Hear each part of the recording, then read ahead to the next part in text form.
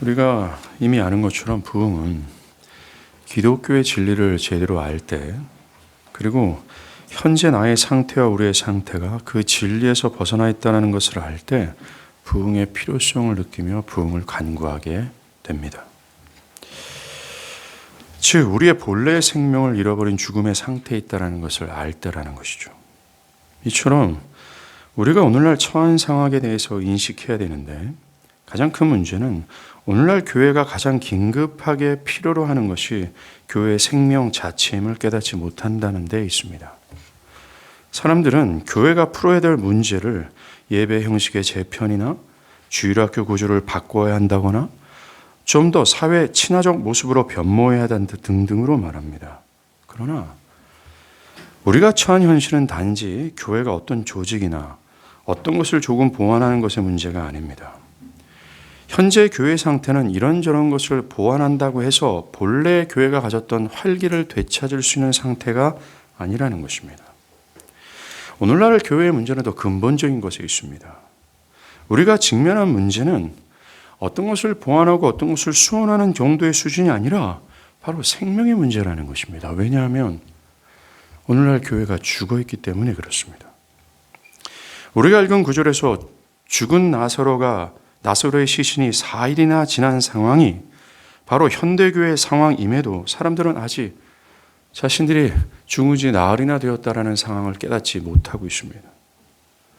그들에게 필요한 것은 본래 생명력 있는 교회, 다시 살아나는 것인데 사람들은 이것을 인식하지 못하고 있습니다. 이것은 여러분 개인의 문제이기도 합니다. 현대 교회 안에 있는 사람들은 참된 그리스도인이 가져야 될 생명의 상태를 모릅니다. 자신이 죽은 지 4일이나 지난 죽음의 상태에 있음에도 불구하고 자신이 다시 살아나야 된다는 필요성을 모르고 있습니다. 기독교가 말하는 생명에 대해서 관심이 없습니다. 구원이라는 거죠.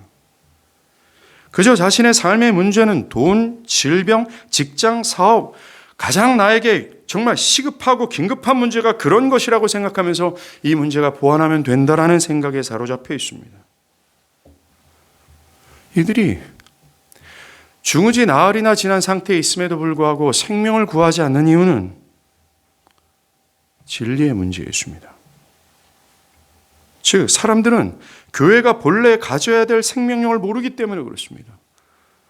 자신이 신자로서 어떠한 생명의 상태, 어떤 영광스러운 상태에 있는지를 모르기 때문에 그렇습니다.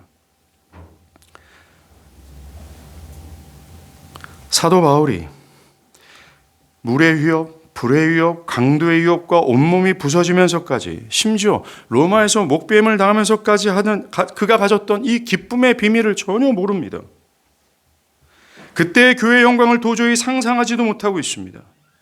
도리어 오늘날 교회에 있는 사람들은 바울의 모습이 상당히 불행한 삶이다라고 말할 정도로 현대 교회는 성경에 말하는 진리를 모릅니다. 즉, 그리스도인의 본연의 영광과 그들이 하나님에 대해서 살아있을 때의 상태를 전혀 모르고 있습니다. 그리스도의 몸된 교회 안에 활동하고 계시는 성령의 능력으로 말미암아 교회의 활기참을 이 진리를 통해서 전혀 모르고 있습니다. 사람들이 자신의 비참한 현실을 깨달아 자신의 죄된 삶, 자기 중심적인 삶을 버리고 그리스도 안에서 삶의 의미와 행복을 찾고 다른 사람들을 사랑하게 되는 이 급진적인 변화의 역사를 모르고 있습니다. 그 변화를 받은 사람들의 모임이 교회라는 사실 또한 모르고 있습니다. 그 교회가 가졌던 확신과 믿음, 사랑과 기쁨이 무엇인지를 모르고 있습니다. 그 사람들이 가지고 있었던, 즉 변화를 받은 사람들이 가지고 있었던 하나님에 대한 사랑과 하나님에 대한 무서운 확신에 대해서 모르고 있습니다. 이 진리에 대해서 모르는 결과 현대교회에 있는 사람들은 현대교회가 필요한 것이 생명이라는 것을 모르고 있습니다. 그러하기에 지난 시간 우리가 언급한 것처럼 감추어졌던 진리, 사람들에게 외면당하고 있는 진리를 드러내야 합니다. 완전히 죽어있던 교회들이 활력을 되찾을 때에는 어김없이 진리가 드러나는 일들이 있었기 때문에 그렇습니다. 오늘날 부흥의 장애물 중 또 하나는 하나님의 크심에 대한 불신이 그것입니다. 하나님께서 호련히 급진적인 성령의 부어주심으로 모든 세대의 교회가 일순간에 살아나는 그 하나님의 그 크신 능력에 대해서 믿지 못한다는 것입니다. 교회사를 보다 보면 교회가 제도화되는 것에서 나아가서 화석화되는 암흑의 시대를 우리는 보게 됩니다. 그 당시 교회는 사도행전에서 나타나는 교회와 정반대의 모습이었습니다. 우리가 교회 역사를 가만히 더 자세히 살피다 보면 현대 교회와 큰 차이가 없는 모습을 발견할 수 있습니다. 그 당시 교회는 부유했고 교만하고 세속적이었고 모든 면에서 절망적인 시대였습니다. 그런데 바로 그때 종교개혁이라는 부흥이 일어났습니다. 진리의 능력이 거침없이 진군한 것이죠. 그때 일순간에 전 유럽의 교회가 개혁되었습니다. 진리는 드러났으며 그것으로 전 유럽의 철학, 문화, 경제, 인권, 예술에 이르기까지 모든 유럽의 교회를 개혁할 뿐만 아니라 사회 모든 전방위적인 모든 것을 이 진리는 뒤집었습니다. 그런데 사람들은 과연 그런 일이 일어날 수 있습니까? 그것은 역사 속에서 간헐적으로 일어나는 전설과 같은 이야기일 뿐입니다. 라고 하며 하나님께서 지금도 살아계셔서 그런 전능하신 능력을 베푸실 것에 대해서 불신합니다.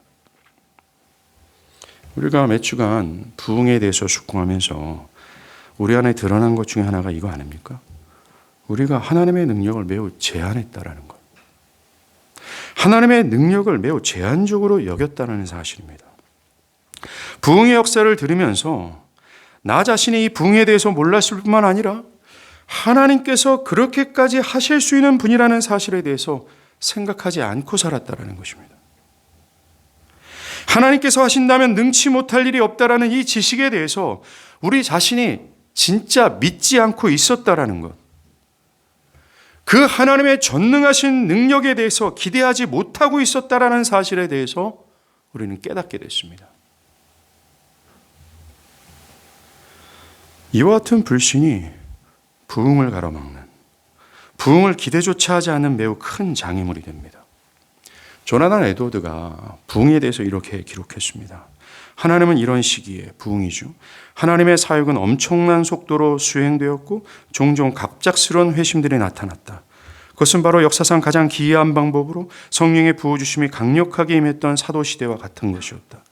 그런 시대에는 회심은 얼마나 생생하고 갑작스러운 것이었는지, 다소간 차이는 있었지만 하나님의 성령의 부어주심이 발생하는 때는 언제든지 그 부어주심의 결과로 위대한 성공이 나타나는 때다. 이처럼 부흥은 성령께서 그리스도의 구속을 그 세대 모든 교회에 거침없이 적용하는 것으로서 광범위하게 사람의 느낌으로는 갑작스럽게 나타나는 하나님의 전적인 행동이에요. 부흥은 일반적으로 교회가 영적으로 무감각한 상태에 있을 때, 그리고 성경적 신앙에 대해서 정말 무관심하고 진리가 완전히 갖춰져 있었던 이 완전 죽음의 교회의 상태에 있었던 그때 한 세대의 교회를, 한 국가교회 전체를 되살리시는 하나님의 강력한 성령의 역사였습니다. 이렇게 성경과 교회의 역사가 부흥을 통해서 여전히 하나님이 살아계신다, 그 하나님은 전능하신 분이시다, 우리의 상상을 초월할 수 있는 능력의 하나님이시고 크신 하나님이다 라는 것을 증거하고 있습니다. 사도 바울도 에베소서 1장 19절에서 그의 힘의 유력으로 역사하심을 따라 믿는 우리에게 베푸신 능력의 지극히 크심이 어떠한 것을 너희로 알게 하기를 구하노라. 바울은 즉 믿는 자들을 믿게 한 하나님의 탁월한 능력이 어떠한지를, 그분의 능력이 얼마나 큰지를 믿는 너희들이 알기를 바란다라고 기도했어요. 그러나 불신입니다. 로마서 1장 16절에 내가 복음을 부끄러워하지 아니하노니 이 복음은 모든 믿는 자에게 구원을 주시는 하나님의 능력이라고 말하면서, 복음은 어떤 죄악의 상태에 있는 사람이든지 흉측하고 흉악한 사람이라 할지라도 그 누구라 할지라도 믿는다면 구원을 주는 것이 기독교 진리의 능력임을 어필하고 있습니다. 그럼에도 불구하고 사람들은 이 능력의 크심에 대해서 의심하고 있습니다. 이런 크심 능력의 하나님께서 한 세대에 광범위하게 역사하신다는 것이 성경과 교회 역사에서 증거하고 또 보여줬음에도 불구하고 오늘 현대교회 안에 있는 사람들은 이것을 불신합니다. 그 결과 기대하지 않으며 그것을 구하지 않습니다.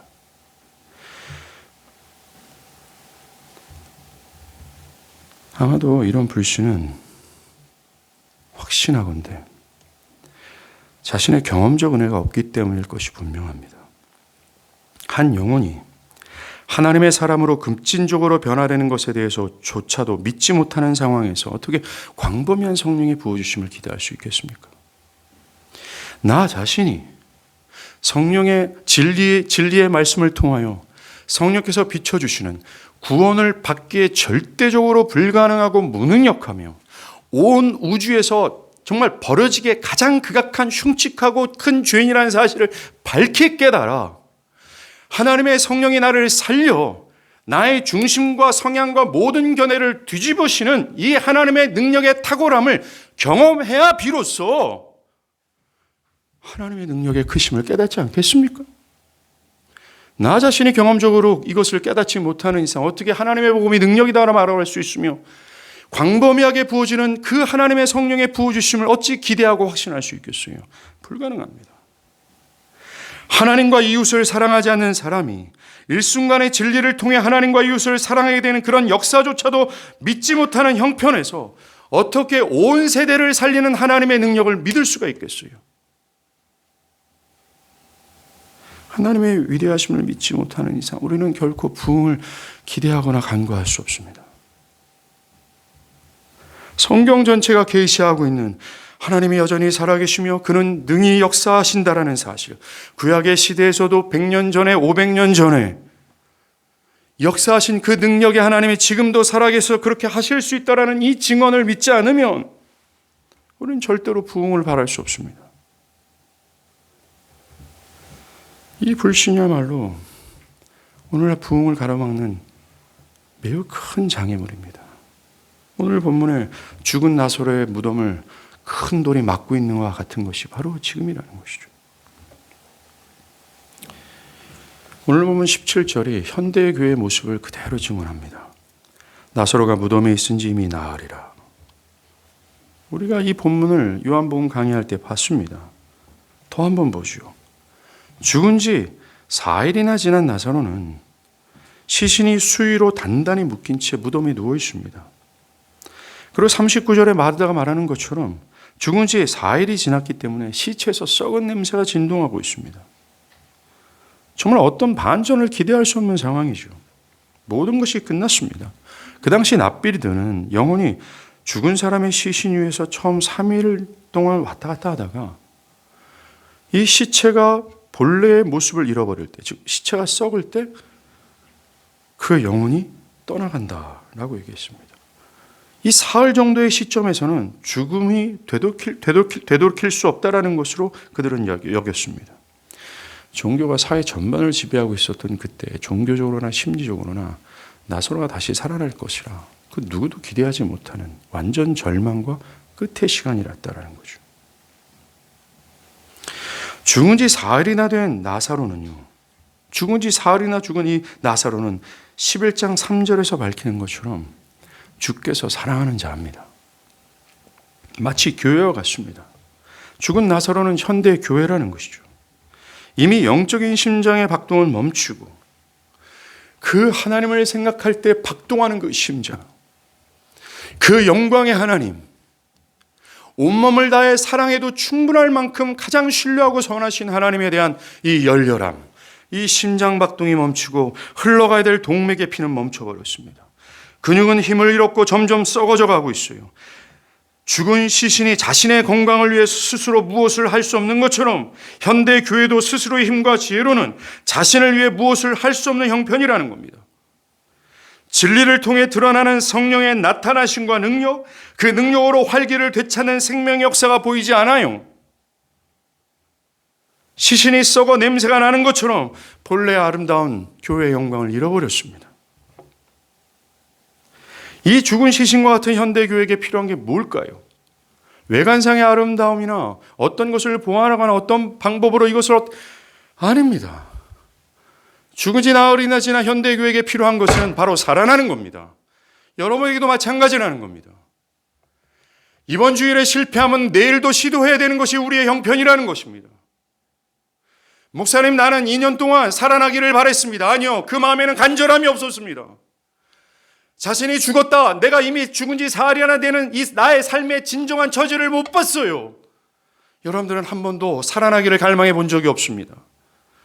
결코 하나님은 주 예수 그리스도의 이름을 의지해서 하나님께 간구하는 자들의 기도를 외면하지 않는 하나님이십니다. 여러분들은 진정으로 기도했습니까? 여러분들이 정말 죽었다라는 이 긴급하고 시급하고 이 두려운 상황 앞에서 살아나기를 진지하게 또 열렬히 하나님께 구해 봤습니까? 아닙니다. 우리는 허송세월만을 보낼 뿐이라는 겁니다.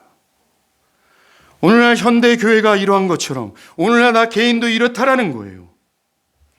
현대교회의 문제는 2차적인 문제도 아니고 3차적인 문제도 아닙니다. 가장 근본적인 문제예요. 생명의 문제라는 겁니다.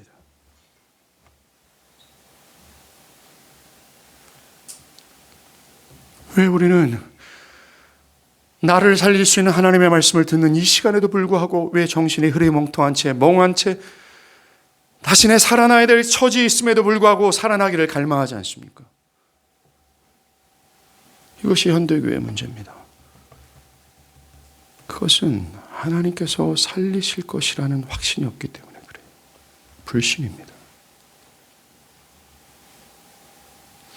그것을 알지 못할 뿐만 아니라 믿지 못하고 그 결과 기대하지 못하고 구하지도 못합니다.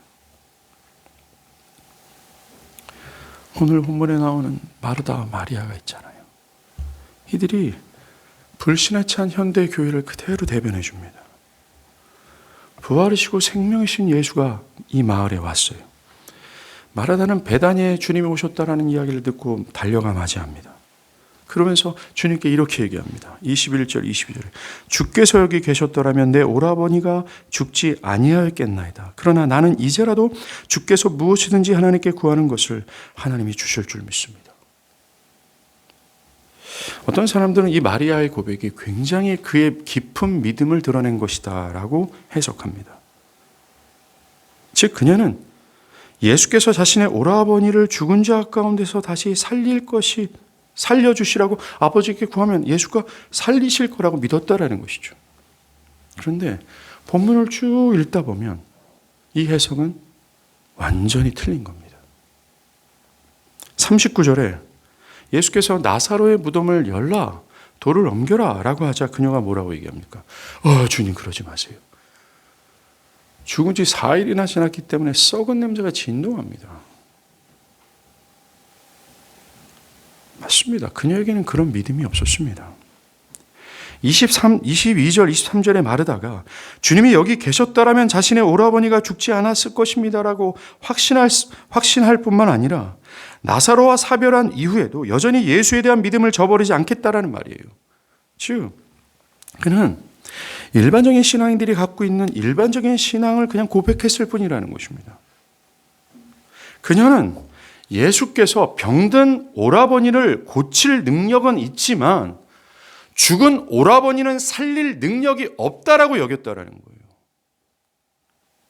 마르다는 예수가 병든 나사로를 죽지 않게 고칠 것이라는 믿음을 갖고 있었지만 근데 거기까지입니다.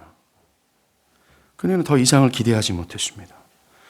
예수가 부활이고 생명이라는 사실에 대한 확신이 없었습니다. 문제는 예수의 능력을 제한한 것이죠. 그녀의 불신을 잘 드러내는 구절이 있죠. 23절에 주님은 마르다의 그 얘기를 듣고 네 오라버니가 다시 살아날 거야. 이때 주님은 진정으로 나사로가 지금 살아날 것이고 예수 자신이 그에게 생명을 지금 주실 거라는 의미로 말씀하셨습니다. 그러나 마르다는 그것을 상상하지도 못했습니다. 그녀는 자신의 어떤 신앙의 어떤 견해의 영역에서 이것을 받아들였고 그러면서 24절에 네 주님 마지막 부활 때 다시 그가 살아날 줄을 내가 아나이다. 유대인들이 가지고 있는 평이한 신앙의 지식을 가지고 그 말을 해석하고 그 말을 답변한 겁니다.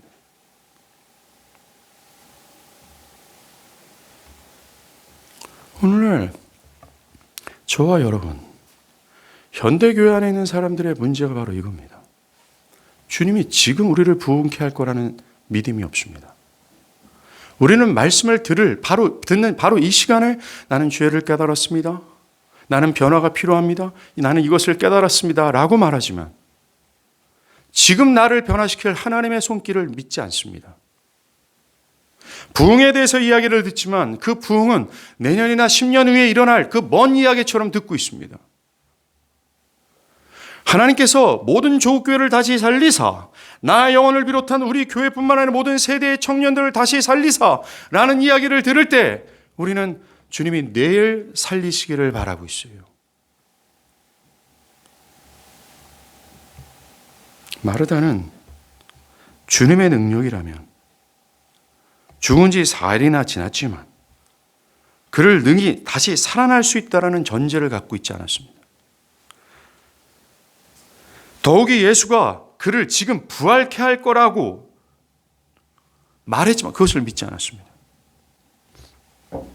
이런 마르다가 오늘날 교회의 모습이에요. 오늘날 교회는 종교를 말합니다. 하나님을 말하고 하나님을 사랑한다고 얘기하고 하나님을 안다고 얘기합니다. 또 구약에 대한 지식도 잘 알고 있습니다. 구약만큼 하나님의 영광과 전능하심을 잘 드러낸 것이 어디 있습니까? 그리고 2000년 전 나타난 그리스도로 말미암아 나타났던 이 놀라운 이적 사역을 그들은 다 알고 있습니다. 그러나 알 뿐입니다. 그저 말할 뿐입니다. 오늘날 교회는 마르다처럼 알 뿐, 성령의 광대한 부으심으로 조국교회 전체가 생명을 얻고 옛날의 교회처럼 되어질 거라고 확신하지 않습니다. 그런 믿음과 기대가 없습니다.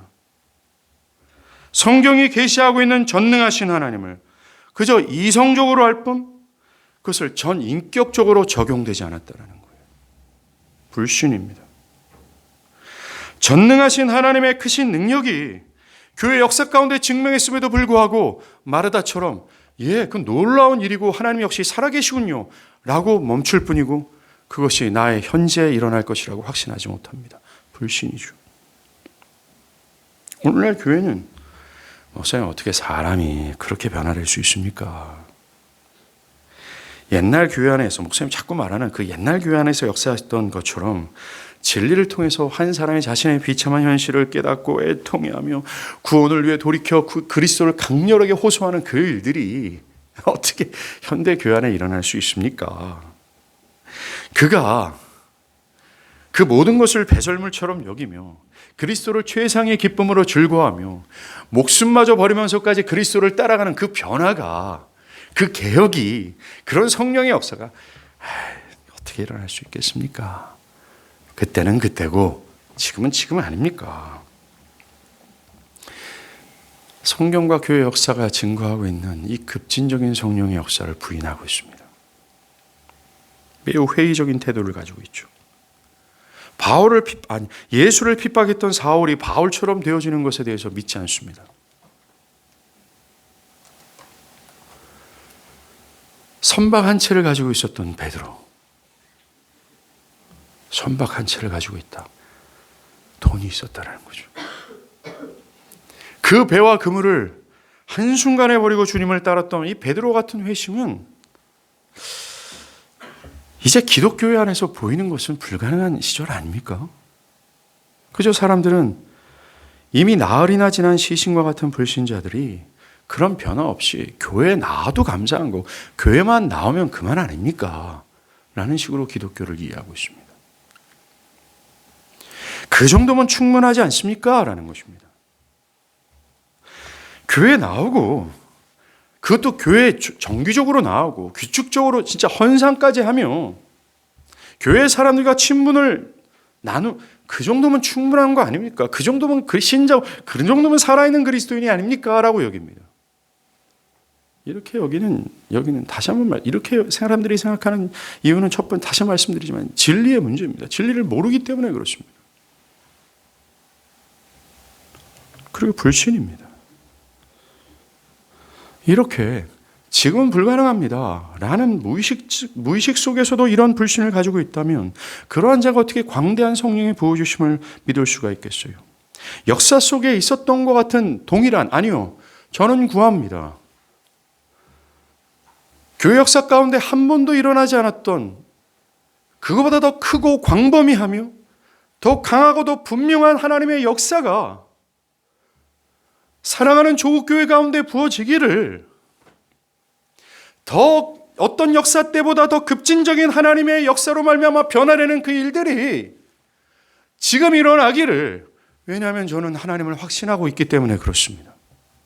우리가 하나님을 확신한다면, 성경에서 계시된 하나님을 믿고 있다면, 아니요, 성경 자체를 그냥 인간의 글이 아니라 하나님의 음성이라고 믿기만 한다면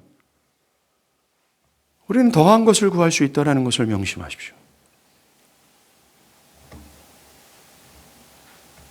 사람들은 그런 일들은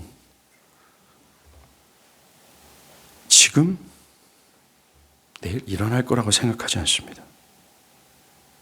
특정한 교회뿐만이 아니라 모든 조국교회가 사도행전 교회처럼 생기를 되찾는 그런 시절이 올 거라 믿지 않습니다. 과연 범세대적인 하나님의 부흥이 과연 있을까요? 불신의 태도를 가지고 있습니다. 부흥의 속에서 나타난 전능하신 하나님, 크신 하나님, 그분이 오늘날 살아계셔서 능히 그 일도 행하실 수 있다는 것을 말할 뿐이고 듣는 모든 사람들은 시큰둥합니다. 그때 하나님하고 지금 하나님하고 다르다라고 얘기해요. 사람들은 말합니다. 하나님이라면 가능합니다 라는 상투적인 말만 마르다처럼 늘어놓을 뿐입니다. 성경의 하나님의 기적을 믿는다고 하지만 그 지식은 죽은 지식일 뿐입니다. 그것이 현대 교회에게 적용될 것이라고 여기지 않습니다. 성경이 계시된 하나님의 말씀이라 믿지 않고 이것을 전설처럼 취급합니다. 성경이 말하는 참된 그리스도인의 변화에 대해서 마땅히 구원을 받은 그리스도인이라면 그렇게 변화되어야 됩니다 라고 말하지만, 그리고 동의하지만, 그렇게 변화되지 않는 자신을 그리스도인이라고 여기고 있다는 거예요. 그래서 그 변화에 대한 필요성을 느끼지 못합니다.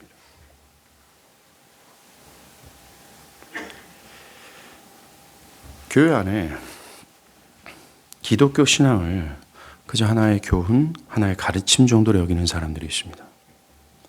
이 사람들의 신앙은 일상의 삶에서 아무런 힘을 발휘할 수 없어요. 어떤 고난과 역경, 어떤 큰 문제 앞에 직면했을 때 그들은 이 성경에서 계시되는 하나님을 의지하거나 신뢰하지 않습니다. 하나님을 향하지 않아요. 왜요? 이들은 성경의 사실성, 성경에서 계시되는 하나님의 살아계심, 그분이 하신 이 역사성을 믿지 않기 때문에 그렇습니다. 성경 속에서 등장하는 하나님, 그 하나님의 놀라운 역사를 믿지 않습니다. 그 하나님을 믿지 않기에 하나님이 자신의 현실 속에서 그렇게 역사하실 것이라고 믿지 않습니다. 과학적으로 이적이 설명 가능합니까? 그것은 말도 안 되는 이야기입니다. 여러분들, 굉장히 가장 비논리적이고 비과학적인 것, 비이성적인 것이 뭔지 아십니까? 저와 여러분이 그리스도의 은혜로 말미암아 구원받은 그거예요. 이것처럼 비논리적이고 비이성적이고 비과학적인 역사가 없습니다. 우리는 세상의 영역 안에 있는 것을 벗어난 그 어떤 일들을 경험한 사람들이에요.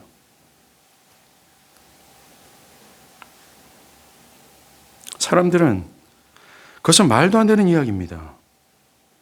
이들은 성경은 그 기적사역, 어떤 놀라운 이야기를 통하여 우리에게 어떤 교훈을 전달하고자 합니다. 그래서 우리는 그 기적을 사실로 믿기보다는 그 기적을 통해서 교훈하시는 교훈과 의미, 신학적 의미만 가지면 됩니다 라는 태도를 갖습니다. 굉장히 신앙이 사변적이죠. 기독교 신앙을 그저 가르침 정도로 전락시키는 겁니다. 이런 사람들의 신앙은 일상의 삶에서 아무런 적용이 되지 않습니다. 그들은 죽은 하나님을 섬기고 있으며 죽은 신앙의 영역 속에서 일상의 삶은 기독교 신앙과 전혀 무관하게 살아갈 뿐입니다. 또 하나의 부류가 있죠.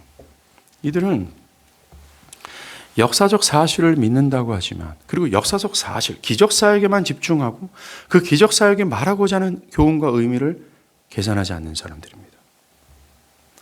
이 사람들은 홍해를 갈랐다 하나님이, 만나를 내리셨다, 병자를 고치셨다, 이 역사적 사실에만 집중한 나머지 그 사실이 가르쳐주는 의미와 교훈을 생각지 않습니다.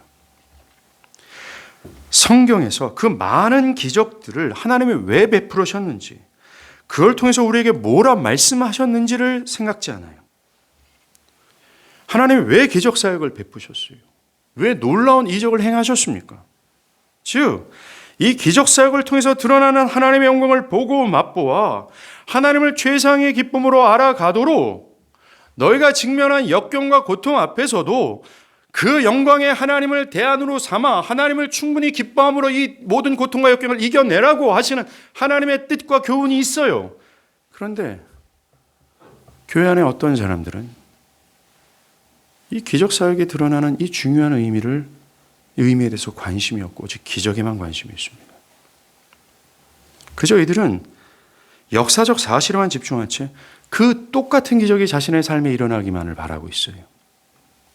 병이 낫고 문제가 해결되고 자녀가 잘 되고 농사가 기적처럼 잘 되기만 바랄 뿐입니다. 여러분, 요한복음 6장에 오병이의 기적 때문에 주님을 따랐던 사람들이 이걸 아닙니까? 그들은 오병이의 기적만을 원했어요. 더 이상 예수가 떡 안 주자 어떠노? 예수를 떠나버립니다. 그저 하나님을 이용해서 자신의 삶의 유익을 얻을 뿐이라는 겁니다. 앞에 있는 사람들과 방금 말한 이 두 가지의 모든 무리들은 모두 다 같이 광범위한 성령의 부어주심, 이것을 확신하지 못하고 이것을 기대하지 못하고 이것이 지난주에 얘기한 것처럼 주께서 우리를 살리사 나를 포함한 교회된 모든 사람들에게 가장 필요한, 가장 시급하고 긴급한 필요라는 것을 느끼질 못해요. 그죠? 뒤에 있는 사람들은 자신의 복만 받는 것이 충분하다라는 것입니다. 또 어떤 사람들은 야, 무슨 거시적인 하나님의 부흥 구하지 말고 네 삶이나 제대로 살아가라 이겁니다. 오늘날 교회 안의 문제 중에 하나가 바로 이것이 될 겁니다. 기독교의 신앙을 굉장히 개인화했다라는 거예요. 기독교의 신앙은 결코 개인화할 수 없습니다. 기독교의 신앙은 그리스도를 머리로 한 전체 교회 영역으로 생각을 하셔야 돼요. 여러분의 혼자 잘하고 혼자 아무런 소용이 없습니다. 여러분들이 진정 그리스도를 머리로 한 교회의 몸이라면 우리라고 하는 공동체 의식과 함께 우리라고 하는 이 주님의 몸된 교회가 영광스러워지기를 바라는다는 거예요. 그래서 부흥의 필요성을 느낄 수밖에 없어요.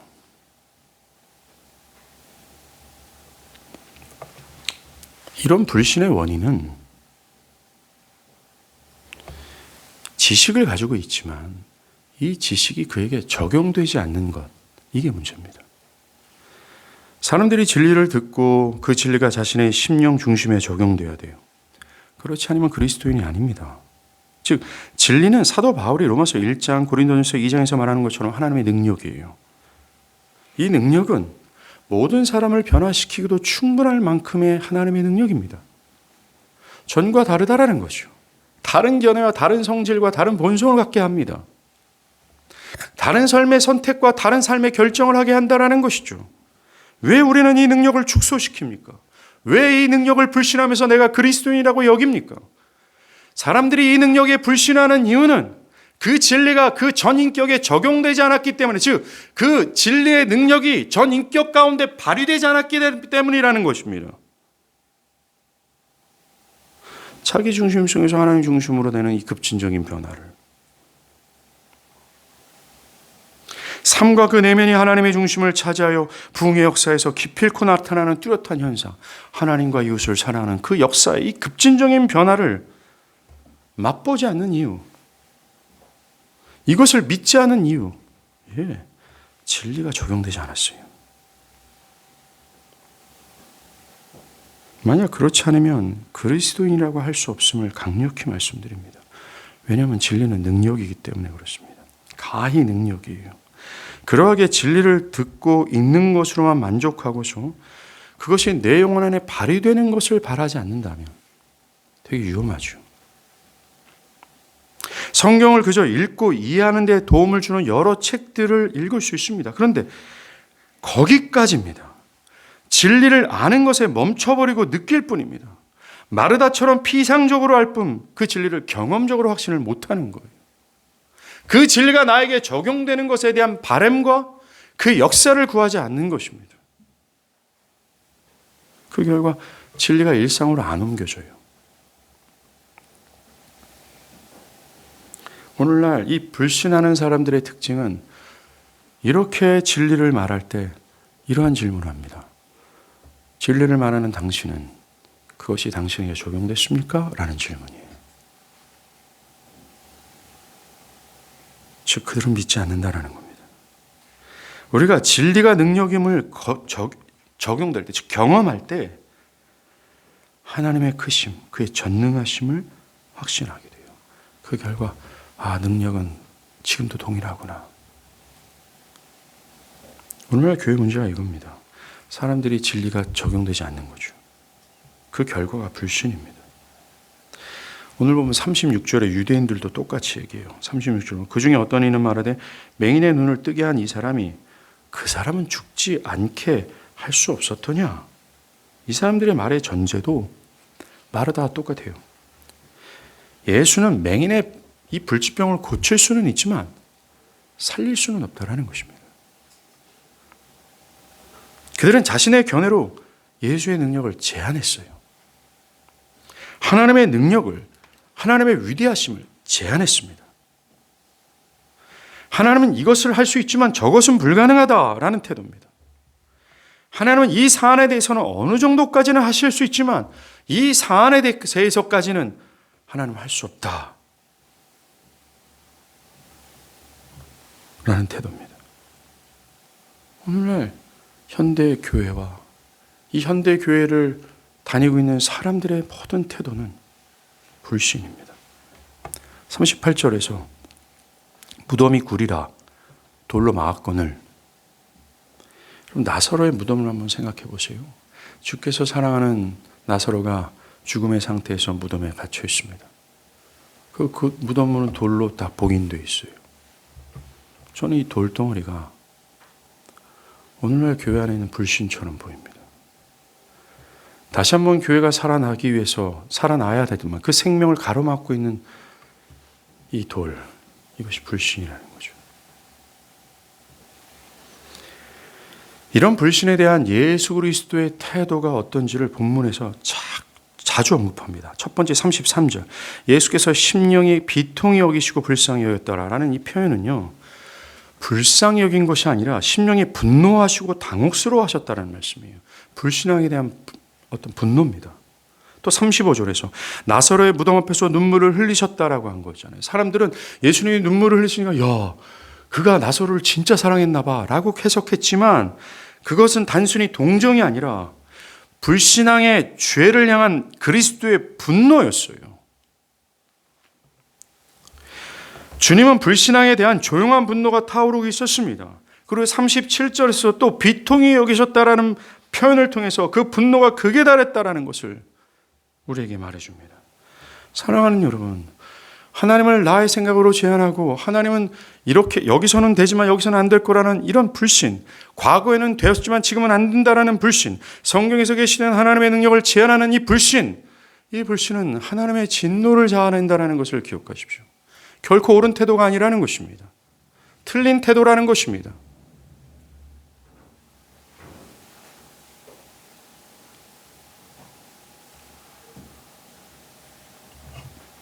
틀렸다라는 겁니다.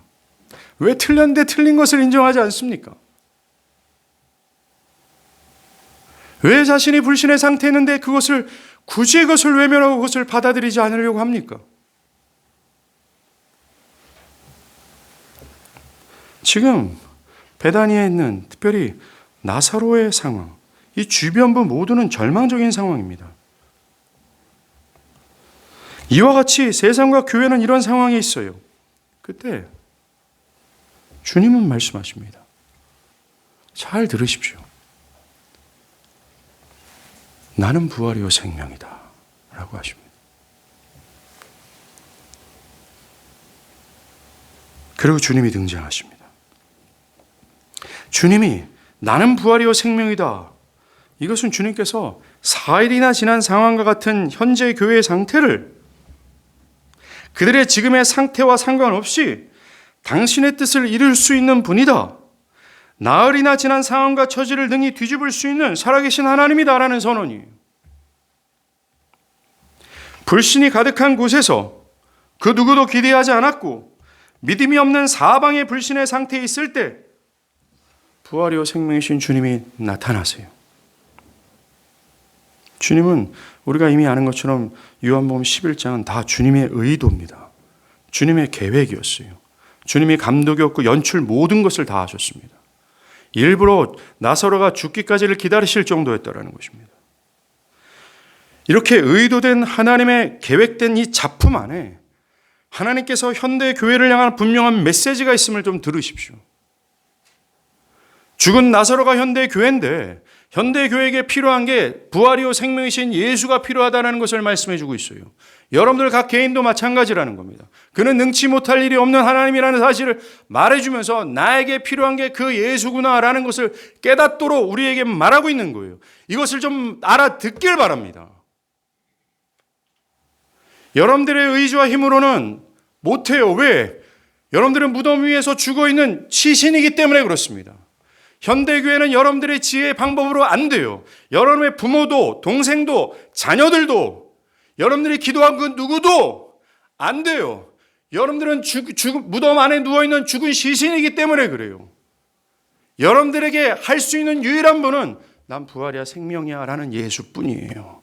이 예수를 절절하게 붙들고 늘어져야 될 처지가 바로 저와 여러분이라는 겁니다.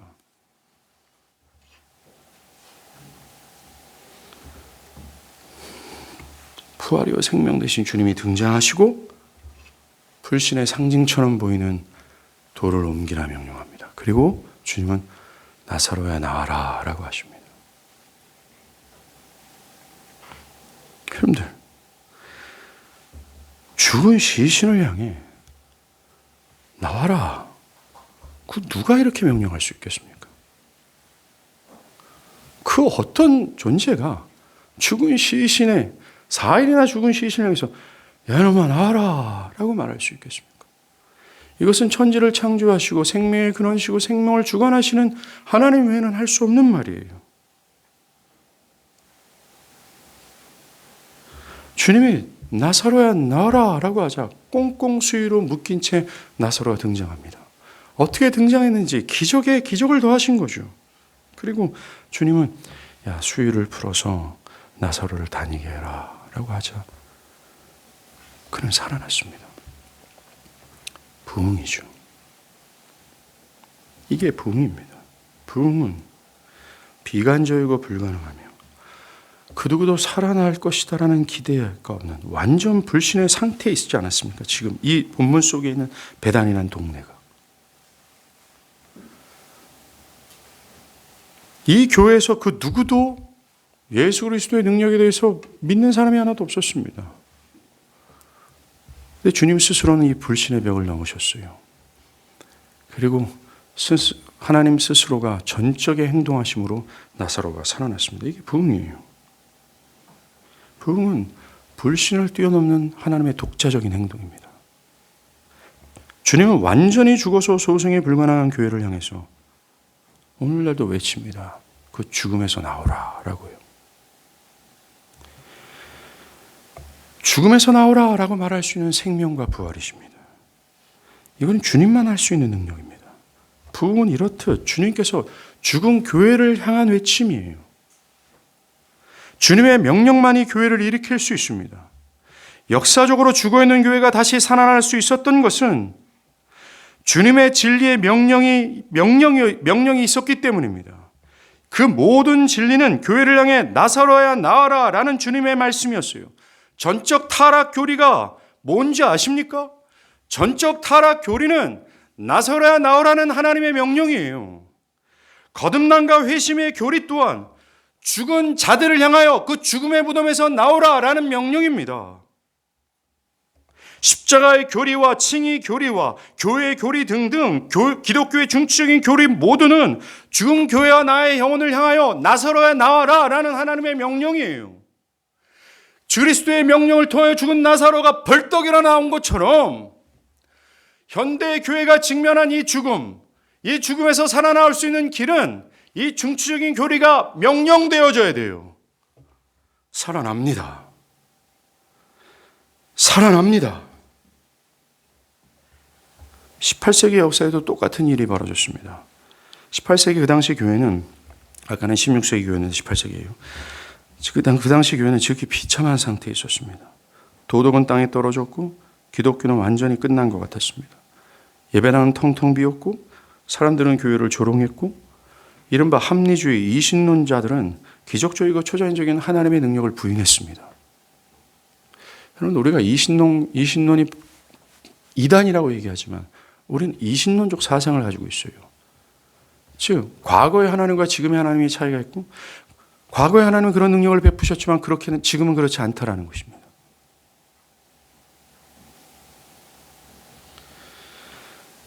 기독교를 하나의 도도로 축소시켜버렸어요. 희망이란 찾을 수 없을 정도의 시대였습니다. 그런데 글로스터의 한 술집에서 자라는 조지 휘필드, 이 조지 휘필드라는 설교자는요, 사실 거룩하고 경건한 가정에서 자라는 사람이 아닙니다. 술집을 운영하는 부모의 밑에서 자란 조지 휘필드라는 이 작은 청년이, 목회도 얼마 하지 못했던 작은 청년이 나타나 이 기독교의 중추적인 교리를 설교하기 시작했어요. 그가 이 설교를 통해서 나사로야 나와라 했던 겁니다. 그렇게 하자 사람들은 깨어났습니다. 교회 전체는 흔들렸고 영국 전체는 성령의 진동하심을 느꼈습니다. 세계적인 부흥이었죠. 단순히 영국 한 섬에서만 그 부흥을 가다둘 수 없어서 유럽과 대서양을 건너서 북미 지역까지 이 부흥의 역사는 일어났습니다. 이것이 뭘 말해줍니까? 이것은 나사로를 살리신 하나님께서 지금도 살아 역사하고 있다는 증거입니다. 단 한 명의 죽은 영혼을 능히 살리실 뿐만 아니라 한 세대, 한 국가 전체를 살릴 수 있다는 반증이죠. 주께서 나사로야 나와라 라고 할 때 그 누구도 저항할 수 없으며 그 무엇도 가로막을 수 없습니다. 우리에게 필요한 건 다시 살아나는 이 주님의 명령이죠. 이 부흥은 저 한반도의 저 산골짜기에 나이들이 너무 많이 들으셔서 귀가 어두운 노인들만 있는 이 교회를 급진적으로 생명력 있는 교회로 다시 회복할 수 있는 하나님의 능력이에요. 보이게 매우 비참하고 비루해 보이는 교회라 할지라도 그 교회가 생기 있게 하며 그 지역에는 모든 사람들을 그 교회에 군집하도록 하는 하나님의 전적인 행동이십니다. 또한 이 부흥은 하나님을 현재 저항하고 있는 이 젊은 세대들, 그들을 급진적으로 회개케 하시는 하나님의 능력이에요. 19세기 말과 20세기 초에 서구 사회에 있었던 대학생 대부분에게 성령이 부어지자 그들 대부분의 대학생들의 25,000명이라고 얘기합니다. 그 당시엔 거의 대부분의 대학생들이었어요. 부어지자 그들은 대서양과 태평양을 건너 주의 복음을 전하는 자로 헌신하는 역사가 있었어요. 저는 우리나라에도 이와 동일한 역사가 있기를 기대하고 기도하고 있습니다. 서구교회가 있었던 새벽 이슬과 같은 청년들이 일어나 자신의 인생 전체를 하나님께 통으로 드리며 하나님을 최상의 기쁨으로 즐거워하는 그런 거시적인 역사에 있었던 그것이 지금부터 더 급진적이고 더 광범위하게 일어나기를 기대하고 있습니다. 왜요? 하나님이시기 때문에 그렇습니다. 하나님은 동일하게 살아계시고 능히 그 힘을 여전히 갖고 계시기 때문에 그래요.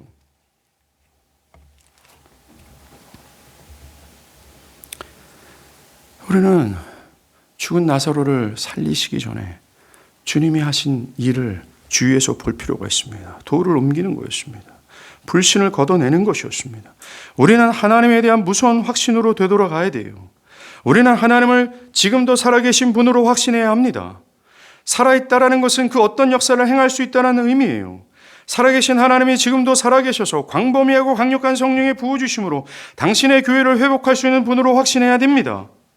살아계신 하나님은 능치 못할 일이 없다라는 전능하신 분으로 확신하는 거죠.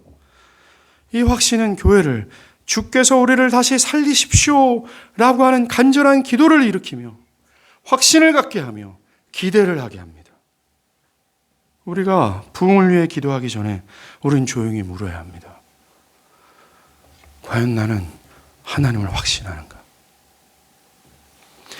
나는 하나님의 능력을 제한하고 있지 않았는가? 성경에서 계시된 하나님을 동일하게 내가 믿고 있는가? 그 하나님의 살아계신 하나님께서 지금도 살아 역사할 수 있다라는 믿음이 나에게 있는가? 아니면 불신인가? 만약에 불신이라면 회개하며 성령께서 이 불쌍한 영혼을 주님께서 긍휼히 여기시사 하나님의 하나님 되심을 확신케 해달라고 간구해야 합니다. 내가 불신해 있습니다 라고 말하는 건 아무런 소용이 없으며 그것은 기독교가 아닙니다. 절대로 교회의 말이 아닙니다. 나는 불신의 상태에 있습니다 라고 말하는 것까지만 간다면 교회가 아니에요. 여러분들은 말씀을 헛들은 겁니다. 진리를 듣지 않은 겁니다. 여러분들은 여러분의 고집대로 있을 뿐이에요. 내가 불신입니다. 그러나 나는 하나님의 크심을 확신하길 바라고 있으며 하나님께서만 그 확신을 주실 줄 믿습니다. 돌처럼 무거운 이 불신을 하나님께서 거두시고 이 거시적인 부흥을 하나님께서 하실 것을 내가 기대하고 확신합니다. 성령께서 나를 도우셔서 그 확신케 하실 은혜로 나를 인도하기를 바라고 있습니다 라고 말하는 것이 기독교며 교회의 말입니다. 바랍니다. 불신을 거두어내십시오. 제발 나 개인과 내가 기도하고 있는 그 영혼과 조국교회 전체가 살아나는 기대를 갖기를 바랍니다. 기도하겠습니다.